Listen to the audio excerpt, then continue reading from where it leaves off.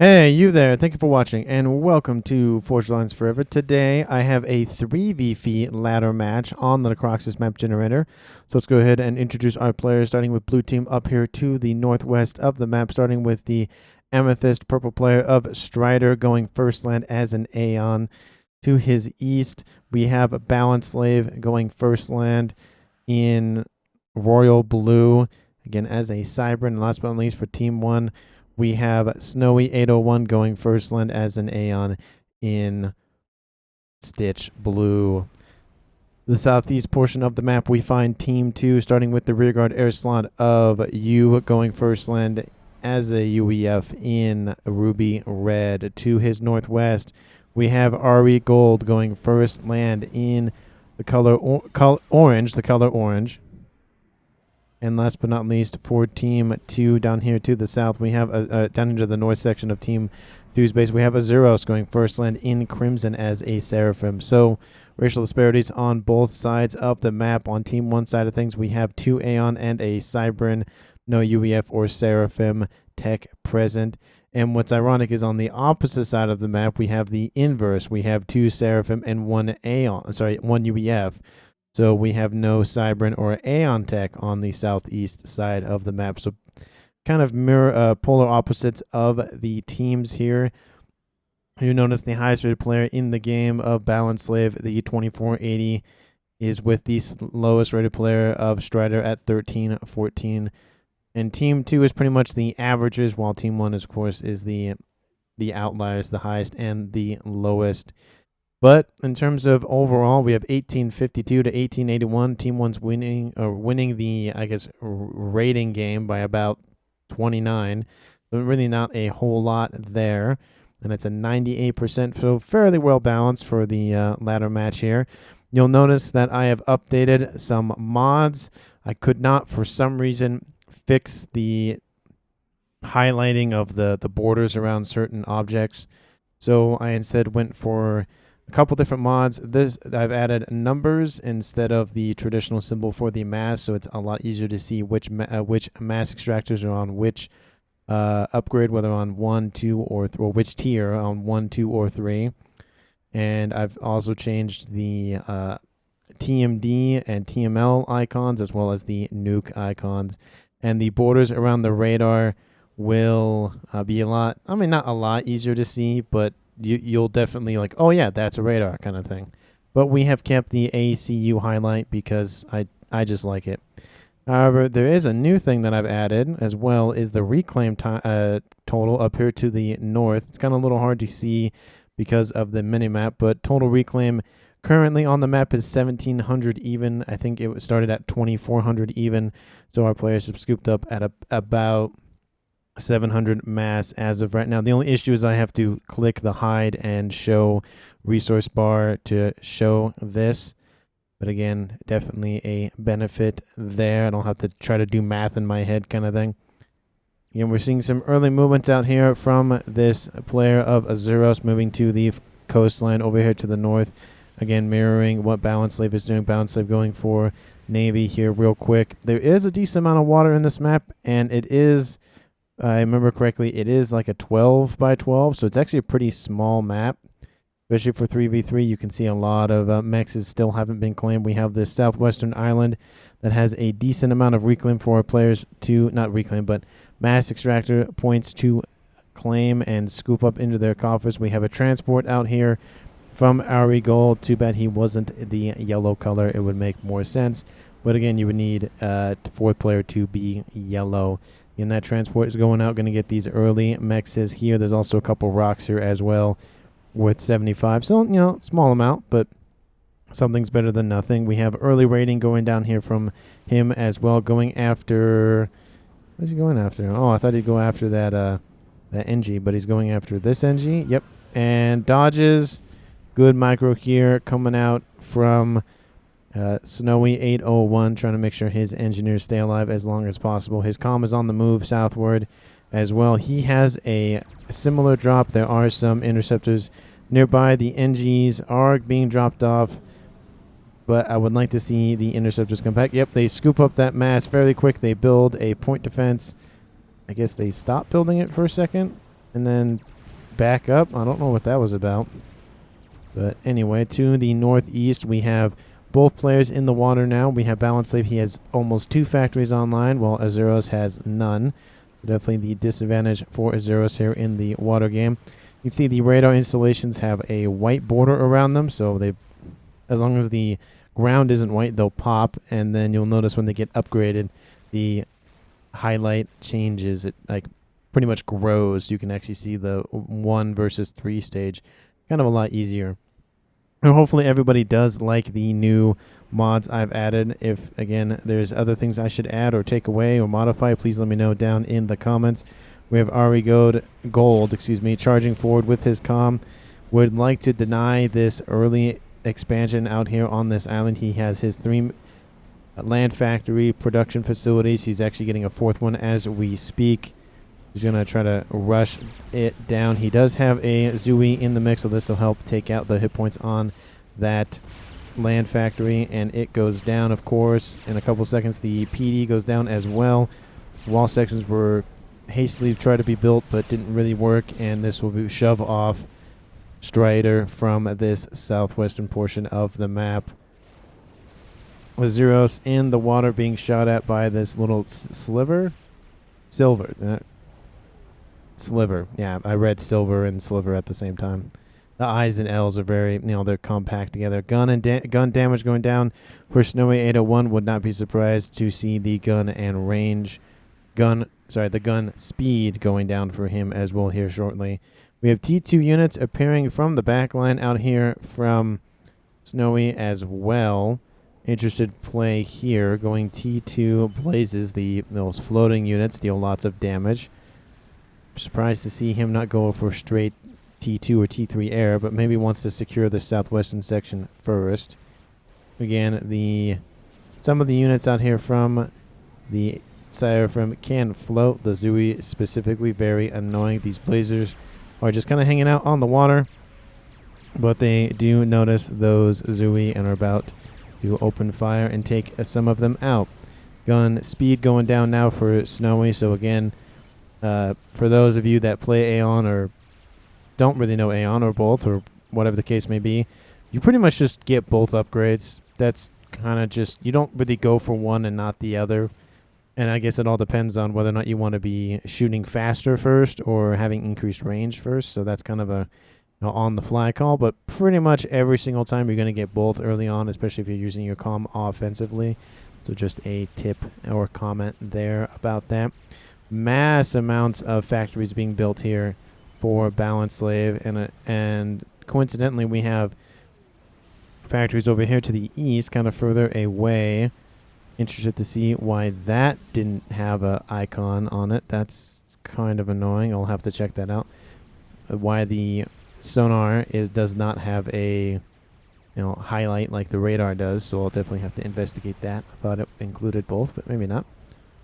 We have again Blazes trying to get in the back line and try to go back here and harass infrastructure for Team 2. Good movement there. Unfortunately, there's no anti-air coverage. There are some interceptors nearby, but they're just kind of hanging out. Wouldn't like to see Snowy try to use these to take out these bombers, but maybe he's thinking, I don't really care. It's a couple Blazes. It's not the end of the world. This is the main fight. We have Ari Gold facing off against Blazes. We also have Snowy with his gun speed and range upgrade, taking out all of the things in his way. And unfortunately for Ari Gold, he doesn't have any upgrades on his comm, and he will be forced to retreat in that presence. We have some wow, we have a decent amount of destruction out here from Azuros, taking out a decent amount of mechs here in the middle for Strider. Strider's going to be hurting for that. Speaking of mass, we are sitting at 223 for Team 2 and 217 for Team 1, so about a 15 mass differential, I'd say, and that is amounted to Team 1 actually in the leader slot. I'm assuming that is, that's most likely, that's a little bit due to reclaim, but I think they had more mass before all of these mass extractors were taken out in terms of generated eco. But Team 2 is slowly starting to catch up here, so we'll have to check on that here in a few minutes. Team 1 has now ousted pretty much all of Ari Gold's main forces. He has a decent amount of naval factories here in the water here. I would have liked to see them probably about here, but maybe doesn't want to risk putting them too far forward, or even down here, just so they can deploy a lot easier.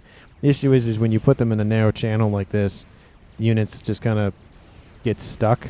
And if you've watched the Phantom game, you know that there are units in that game that get stuck for that exact reason, and some of them have to be controlled K'd because all of them just can't move. They're all trying to occupy the same space, and it doesn't really work. But these blazes just finishing off the rest of the remaining units from RE Gold. RE Gold going for a T2 upgrade. Probably will go for PD, or I don't know what he'll go for here. He is on the water. He can't shoot the blazes because they are floating units, so torpedoes won't work. And so we'll see what he does with that. He does have a contingent of THAMs coming into the back line, but there are, again, blazes strooning in every so often, so definitely not a complete unawares commander there. But geez, you can just see the amount of damage these blazes are doing, just dealing lots of damage to everything nearby. That column is still on an upgrade, and now we have naval forces out here and gunships out here from from Balance Slave. And Azuros dies. Oh, I guess he control Ks. He's just, I guess he had, you good? Azuros already left, I think. I think something about maybe he had bad connection issues or something. Definitely disappointing on that end. So Team 2 loses a player at 11 minutes, dropping this to a 3v2 in favor of Team 1. Balance Slave giving these units over to Strider now control Ks. I guess I'm gone, GG. It's player to player for me. Grim. So something about, I don't know what that was about, but we lose another player due to connection issues pretty closely by. I don't know what was going on with that, but now it's a 2v2 and no one's actually been killed. They've just left the game, unfortunately. So there's only 4 players left. We started with 6 and now we're at 4. So we'll have to see. Hopefully there's no more connection issues. There were no DCs. I did run this game to make sure that there were no DCs. So no DCs, and we had 2 players leave. So I'd say that's a pretty good chance that we're not going to have hopefully any other players leave. We have units given over to Balance Slave so he can micro the Navy a lot better. And unfortunately, you can see with the addition of these blazes, this isn't really going to go well for Team 2 in the naval side of things. All the units are kind of, stuck over here with a lot of units pouring in from Team 1. We also have reinforcement units coming out all the time. I don't think you can get by this. I think it's too shallow. The only way around is for them to go all the way around this little middle island here. And you can just see the map control that Team 1 now has. They have, this whole upper section of the map, I'd say at least the top 25%. And they almost own that entire southwestern island. Except RE Gold is trying to fight back. He has a gun upgrade as well, so trying to do the best he can. But unfortunately, all the infrastructure and everything that Team 1 already owns and has developed is pretty much preventing RE from pushing all the way back that he would like to. Now we have Corsairs lining the coastline, taking out ASF. Very good placement here. Balance Slave not going for destroyers because he wants to be able to take out the air advantage first and then probably go for destroyers because he's Cybran. So he can easily just walk these on to the landmass for Team 2 and just, push forward. So he's going for the cruisers first. Again, definitely good move there. They can target ground units, so obviously not as effective as destroyers, but better than nothing. And I guess that is the name of the game. And then he goes, okay, so he goes for 3 cruisers and then 35 destroyers and then a cruiser again. So definitely, again, cruisers are going to be very important here.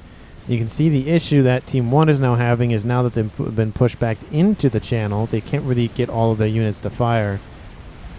And we have gunships appearing now for Team 2. Their broadswords, the Yuya player of U has sent them to the front.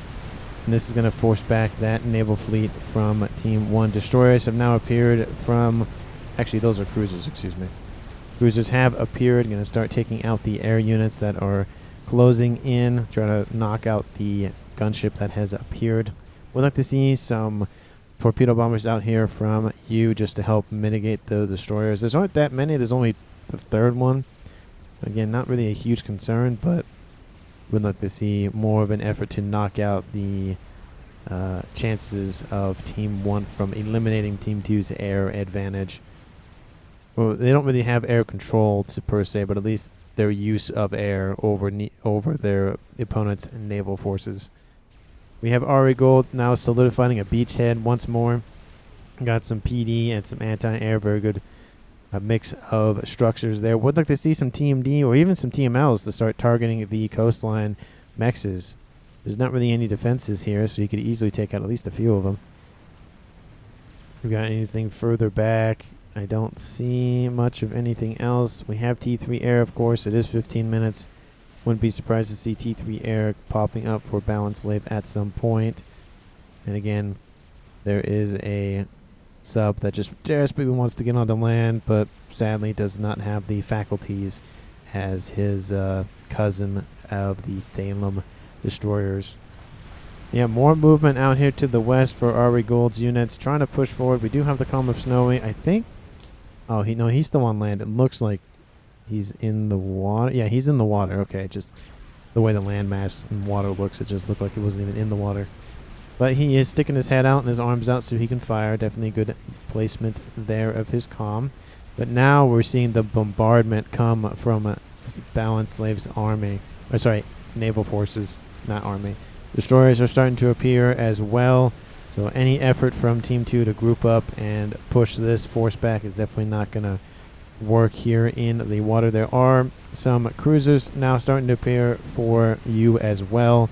Of course, they are the Governor class, so they have the missiles that just constantly fire nonstop. Balance appearing as well. That naval force senses the enemy is weak and starts to push forward. Where are the air forces out here from you? You know, torpedo bombers, gunships, anything to take out the cruisers, and then go after the naval forces. But this is just not going well for Team 2 as of right now. They're just being hemmed into a corner in terms of naval game, and it's just not going well. There are some zappers on board those cruisers, so they're able to deal with some of the missiles from those Governor classes. So they don't have to be microed that much. Definitely an advantage for the Cyberns in that area. I think there's also zappers on the Galaxy class as well. Of course, there's a little bit more of those TMDs on board those giant vessels, but not a whole lot. You can still overwhelm anything with the right amount of missiles or nukes or whatever, but taking out a few of them is definitely better than taking out none of them. But yeah, just the forces out here from Team 2 constantly being pushed back. We have Blazes in here as well, acting as pseudo-naval units, so just a lot of effort on Team 1 side of things to knock out naval presence for Team 2, and then probably just start slowly enclosing the beachhead and going from there. Ari Golf has to do something. He's starting to be shelled at that position. There's more cruisers appearing in the back line. There's also ASF and interceptors here to guard the cruisers. So Ari Gold says, okay, this is enough, I gotta go, and decides to back up. There is a destroyer out here from him that just gets destroyed outright. We have a T2 factory under assault. There are a decent amount of cruisers in the mix and some destroyers. There are blazes starting to appear on the land now. All these T2 mexes are in danger of being destroyed, and you can just see the blue wave that just started to crash on the Team 2 side of things. But we do have counter pushing out here to the north. We have some Yenzines, the blaze version of the Seraphim variety. They don't have the fast acting gun. They kind of act as Percy's almost. You can see they're just pretty much one shot. They reload and then they fire again instead of the rapid fire of the blazes. There are some air scouts to try to help the Yenzines get some clear line of sight. We also have some Wagners, the amphibious tanks. So pretty much Team 1's idea is go spam amphibious or hover units and then just use those as pseudo-navy. And still focus on navy, but not that much. But now all the naval factories have been eliminated for Team 2, unfortunately for them. And this will pretty much lock them out of navy for I think they could come back if they had mass bombers or something, but Not really a whole lot, but all of these Yenzin are doing a decent amount of damage to the infrastructure for Balance Slave. It's dropping his eco quite significantly. He's only at about 130. So it definitely has the shorter end of the stick in that manner. And now Team 2 is winning the eco game by almost, it's a little over 100 at least. This will help bring them back in the eco game. Ari Gold gets eliminated in the water. Apologies for missing it. That really was probably a slow death by all of those onboard torpedoes. He should have probably, I mean, he was kind of stuck once the naval forces came in. It was either try to walk across or go around, but he was pretty much stuck in that position. And again, apologies for missing that. More Yenzin try to take out all of these naval factories. Balance Slave is trying to pump out everything. It looks like the icons for the Team D were not affected, so I'll have to find icons for those as well. I do know the nukes are changed, though. That I do know for sure. So, again, still trying to fine-tune everything. I don't know what happened and why the stupid highlight icon thingamajigs disappeared. I can't get those to work, so I'll have to use different mods to make it easier for me and also all of you to see where all of the strategic emplacements are on the map. But I do like the numbers on the mechs. It's a lot easier to read instead of all the little dashes below the units. I feel like for mechs, it's a lot easier. Like, oh, that's a T3 mech, let's target that. Or, oh, that's a T2 mech that's ring, let's target that kind of thing. So definitely easier to notice. And again, now we're just having the shelling of the beachhead for Team 2 and just all these mechs, everything that Team 2 had is just being destroyed. The headquarters goes down for Balance Slave, so he now loses access to T2 units. Can still build that destroyer, but that is it. These Yenzin have proven effective in taking out a decent amount of the production, but unfortunately it's not enough. There's just too many units that have already been produced, and this is just a whole slew of cruisers. How many cruisers does he have? Oh, that's the wrong player. Apologies. He has 8 cruisers, so I mean that's a decent chunk of cruisers there. He also has a decent amount of air support from his partner here. There are 77 ASF versus U's 45, so almost a 2-to-1 advantage, and that advantage is slowly even getting higher and higher due to the cruiser fire from Balance Slave. We have both comms in the water for Team 1. Very sensible placements there just to assure there's no bombing runs that take them out easily. We're having some pushback in the Zooey game here for the Navy. Just trying to do anything to just push back Team 1, but unfortunately Team 1 just has enough firepower to pretty much knock out anything inbound. And in terms of current reclaim on the map, we have 58,000 and climbing. Definitely a lot of reclaim for our players to scoop up, and a lot of it pretty much appearing, of course, along the channel in the middle of the map, as well as, of course, on Team 2 side of things. There's a couple mass still that can be claimed on Team 1, but the focus is on Team 2 side of things. Massive torpedo bombers now show up, and these Yenzin are starting to be decently effective at pushing all these units further and further apart. The ASFs get a bad turn. Ooh, that's going to hurt. That's going to result in air control for Team 1. Definitely something you should not be giving to Team 1. I don't know if he meant to do that with his bombers. Where are they going? I don't know. What are they going after? What does he see? I don't know what they're going after, but that's what they were. Maybe tried to go after the comm, maybe, but that would have been a good kill if they were able to target the comm with those torpedoes, but I don't know why they were firing over here. It's kind of weird.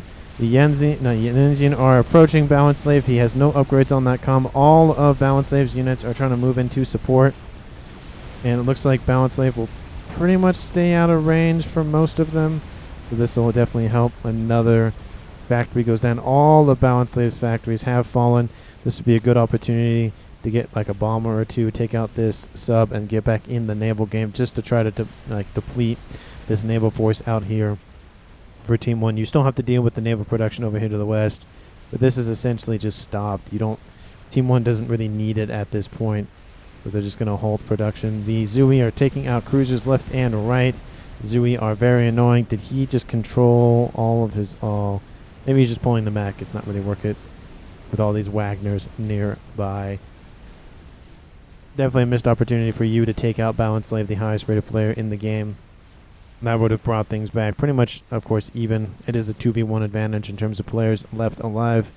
But yeah, I don't know why those bombers went after just a no target. I don't really know what that was about. Don't know if that was due to some like counterintelligence interference or something, but I don't see any of those boats nearby, so all of these Yenzin just doing what they can to hold the line, try to push that line back. Naval units, you know, they have a lot of hit points, but Zui can rip through them as well. I do like the use of the Asylum mobile shields to help augment the hit points on those floating units out here from Snowy, trying to just survive as much as he can. He's bringing some restorers in, the best gunship in the game. Won't change my mind on that.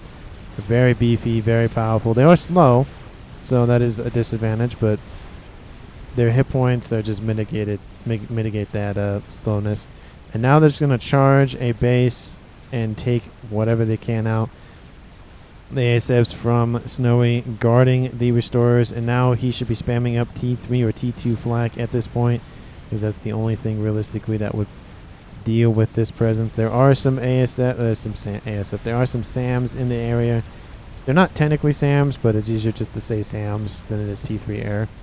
And the restorers going after the Eco for you dropping Eco fairly rapidly. Team 1 winning by a decent margin, by about a 3-2 advantage, 950 to pretty much 600 and a little bit in change. But now that all of these restorers are on the field, they're going to start targeting all of those ringed mexes. There are some flak mobile flak nearby trying to take out anything they can.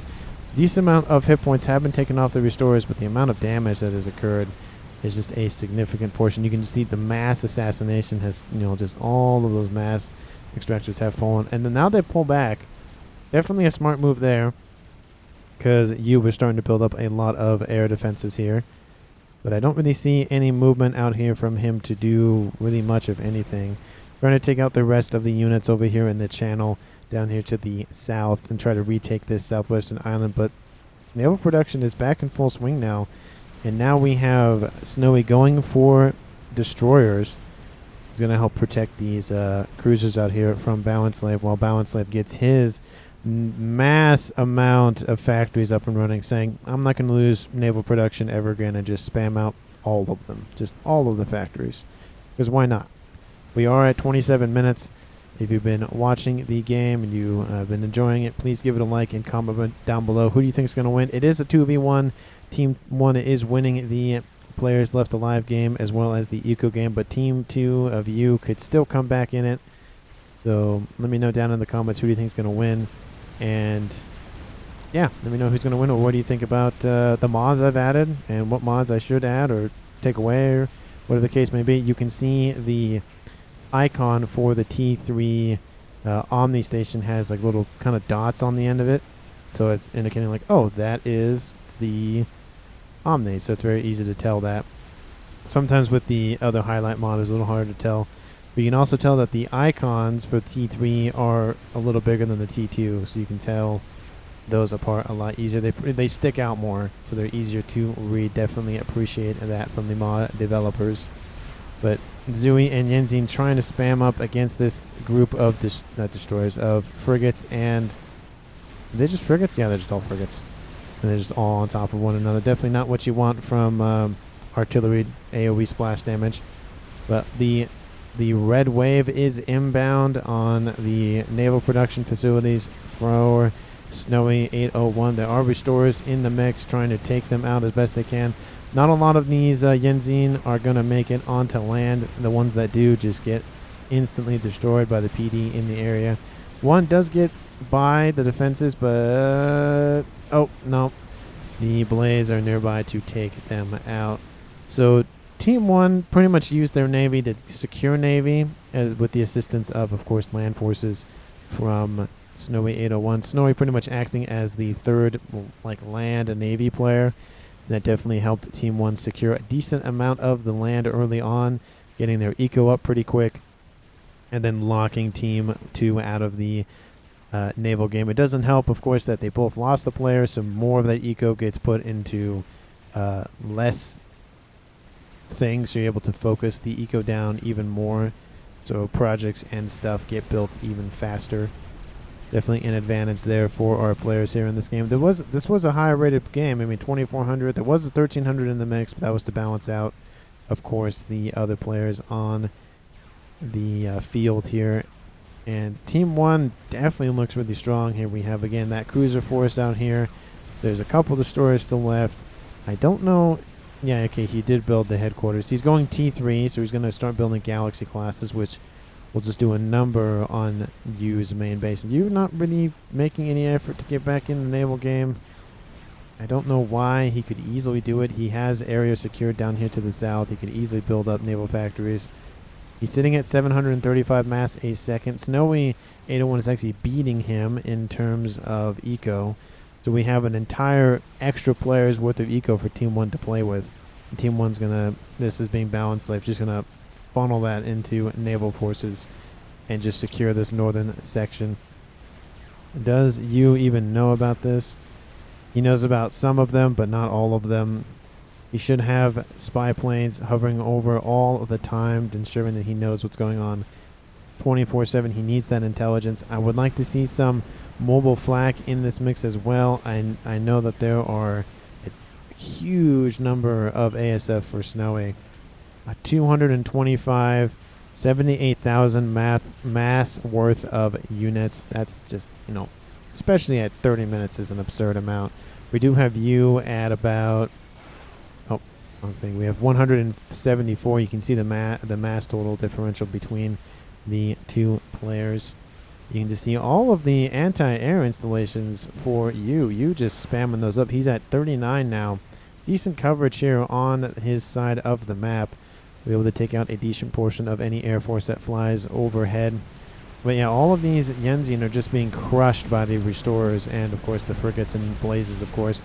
They are not getting anywhere. We have Snowy not allowing any movement on that western portion of the map. And now, at this point, you would probably be thinking, okay, I haven't won the early game or the mid game. We're now in the late game. Can I win the late game? Probably not. So he should probably start focusing on the end game, which would be either spamming up. He can spam up Novaxes, spam up artillery, go for nukes, go for anything of the like. He should be doing that now. You should notice that, yeah, he's not winning anytime soon on the ground or in the air, so try to funnel as much resources as he can into something else that will win it for him. He's going for another air grid on top of his already existing air grid, trying to pump out more air forces. Definitely a good move there, diversifying and decentralizing his structures there. But again, spamming up Team 1 units at this stage in the game, especially when you have a line of how many frigates are there? 76. Yeah, that's not going to do a whole lot. And these structures are now on pause, but now he's building aircraft carriers, which that's even more anti-air coverage, as well as a Galaxy class has now been constructed. So Balance Slave is going for securing the coastline and then holding it, being like, nope, not going to let anybody go anywhere. We don't have any Omni on U's side of the map. Not that he doesn't have the eco to run it. He should run it. I just don't know why he doesn't. You can see the range on Snowy's radar. You can see pretty much the entire map, just a small corner in the bottom left-hand right corner of the map. And again, of course, the red indicates the Omni range itself, so he'll know exactly what's in that range. Small group of restorers just taking out auxiliary units over here to the south. You can see, like, we have a whole sea of red units and structures on this side of the map, but it's all like T1, T2. There's a bunch of factories in that mix. There's no, like, legitimate, like, he is building a concerted effort to go for something. I mean, he could go for nukes right now, and that would be definitely beneficial for him. I don't see any effort on Team 1 side of things to build any anti-nuke. There are starting to be RASCOMs produced for Balance Slave. He's going to build another group of hives to produce those, so he's going to wrap up his eco fairly quickly.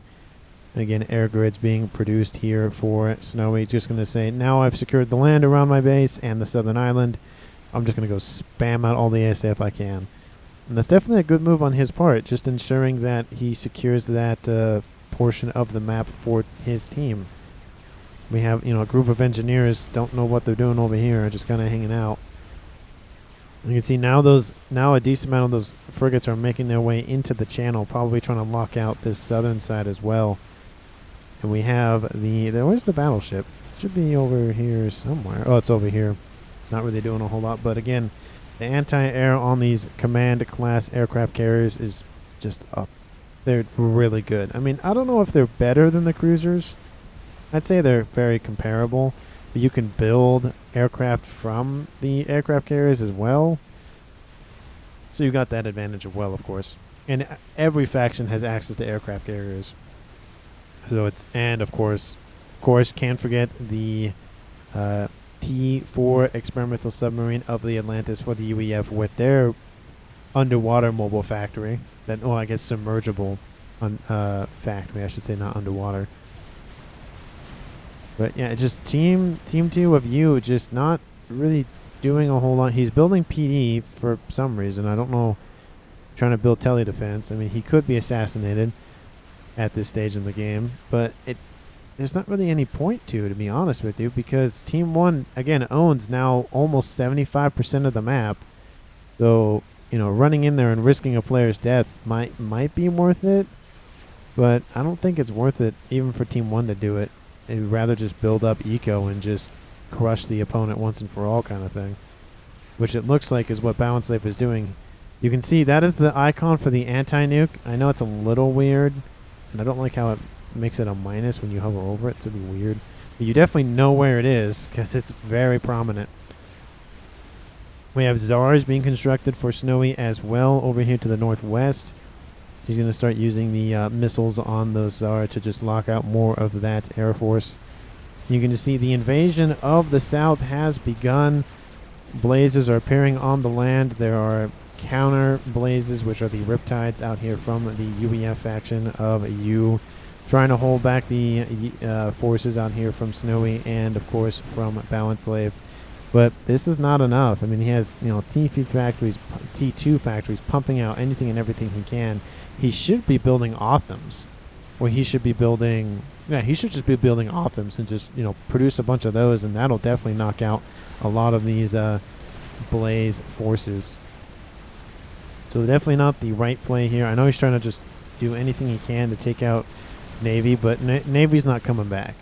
They had a chance, but they didn't seize the opportunity when they had it, and so therefore they lost it. We now have Rascoms invading the northern side of Team 2's main landmass, and the engineers as well, trying to suck up all of that reclaim. We have 129,000 reclaim on the map, 130,000 currently on the map. So, that's starting to be dangerous levels of reclaim, and if Team 1 gets a hold of that, plus with Balance Slave's efforts to, ramp up his eco, it's not going to look good for you.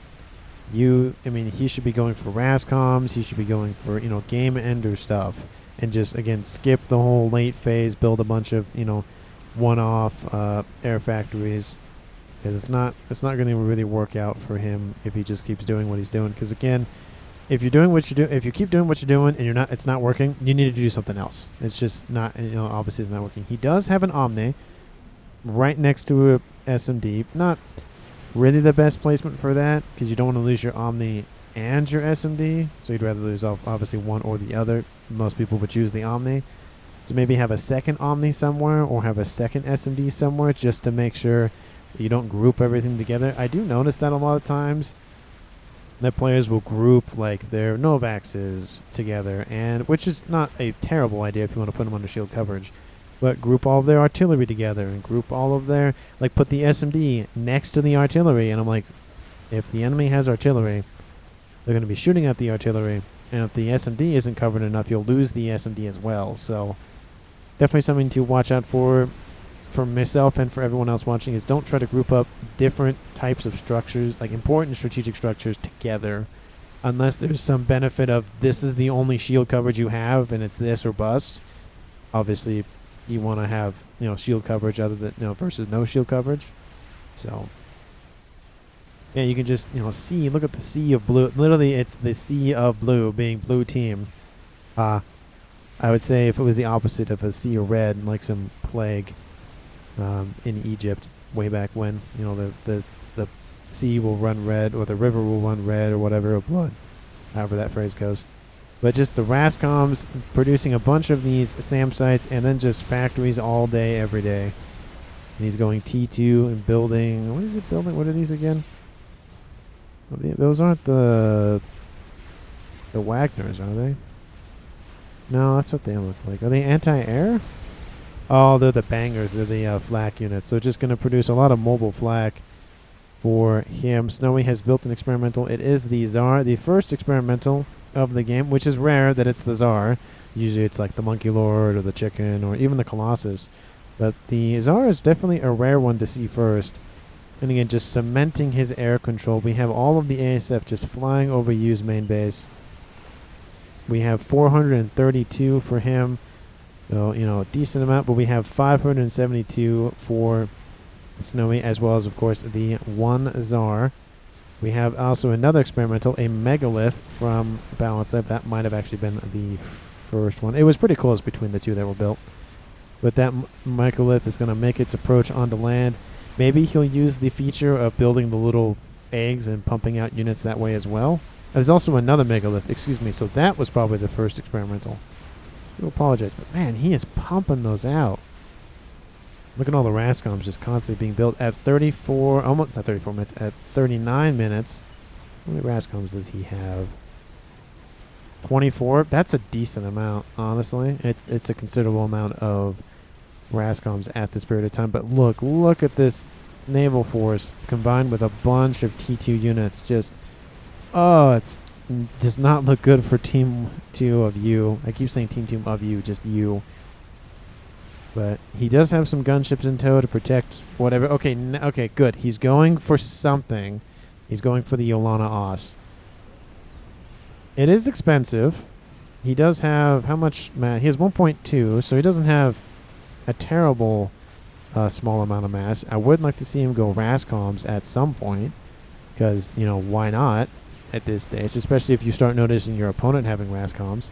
You have two megaliths approaching your north side, followed by a bunch of anti-air flak, or anti-air AA flak, and of course Rascoms that just, he's literally pushing Team 2's air further and further back, U's air further and back by building a bunch of SAM sites. Definitely a good move there.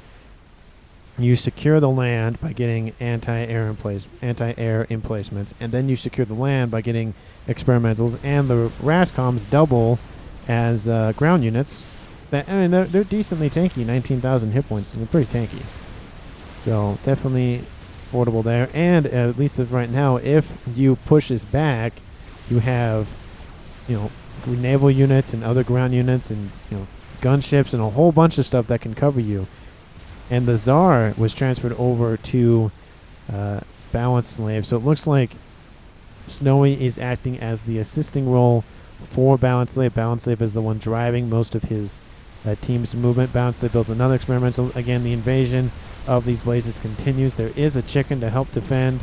Very good unit to help defend with that. I probably would have built a Colossus had he had access to that, but he is Seraphim and UEF, so he does not.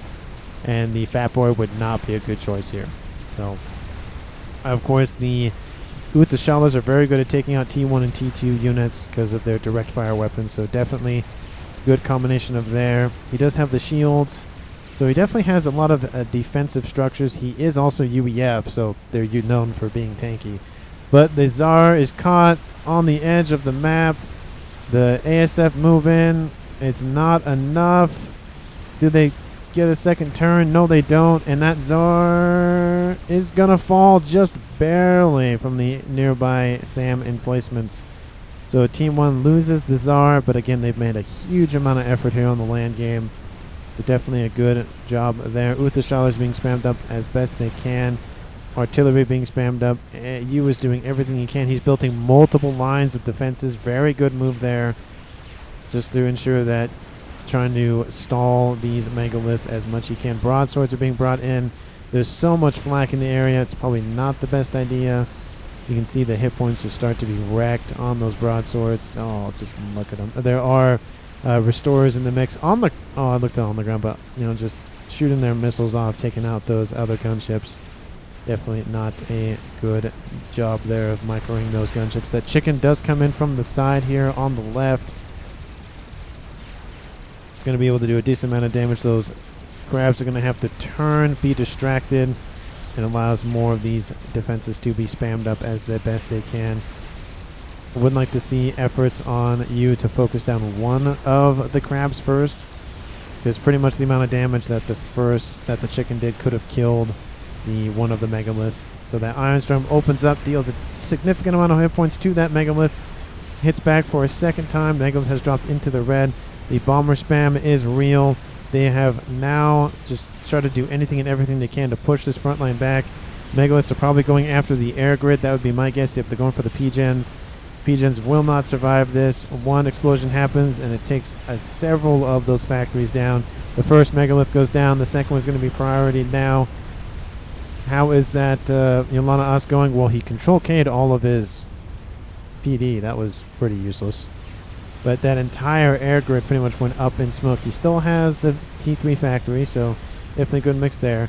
And sensing the air control diminishing, Snowy pushes forth, taking out all of the enemy ASF, and he now has air control.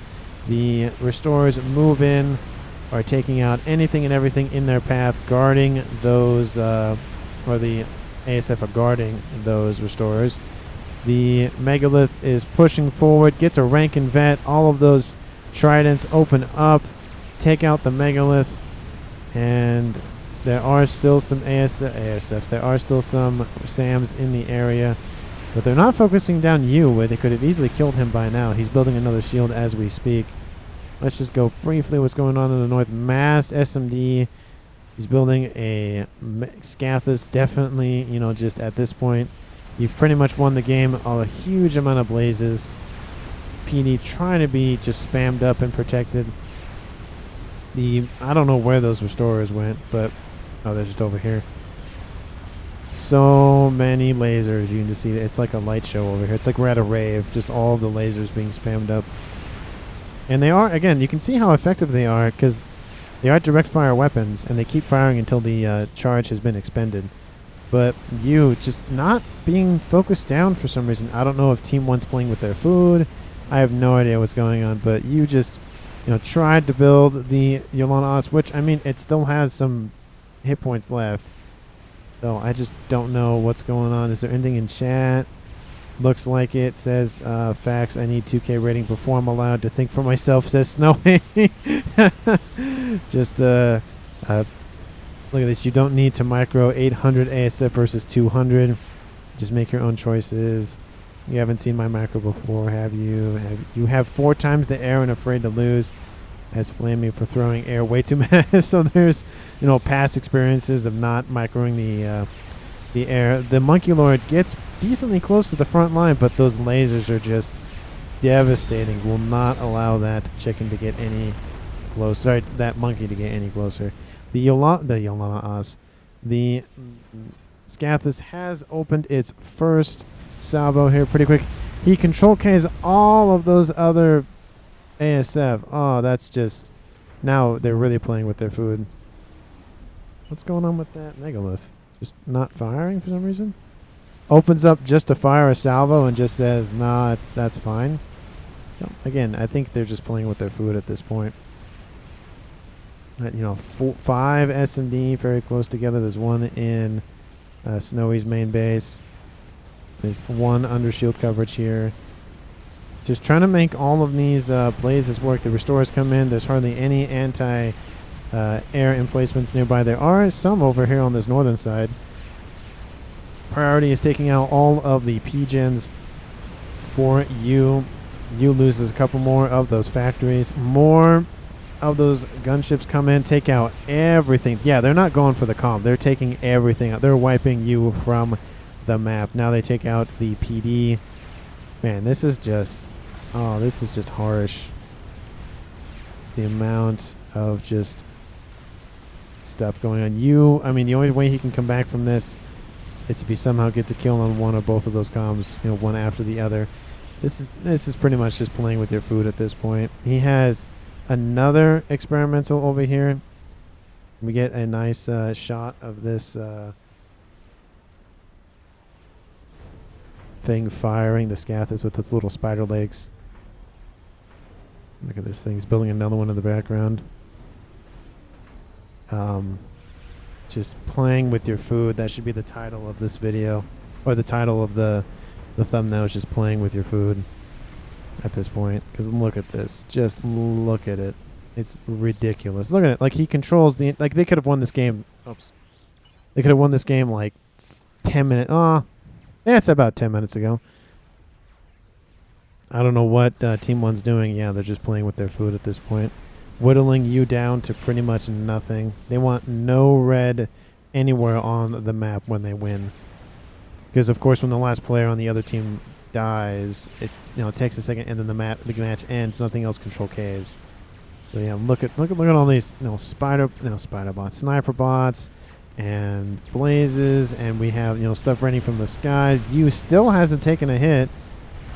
It's look at all this. It's just look at all the salt and chat and all of that. Just, man, I'm just gonna speed this up a little bit just because it's just kind of embarrassing at this point.